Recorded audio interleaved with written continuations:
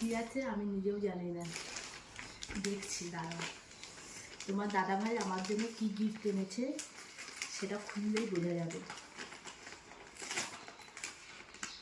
ঘড়িতে এখন 10:30 বাজবে, আমি এখন গিফট খুলছি, বুঝেছ?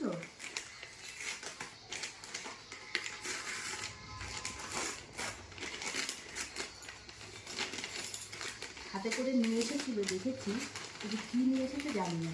আমাকে বললো তুমি তো খুলে দেখো, তাই খাওয়া দাওয়া করে বসে পড়েছি।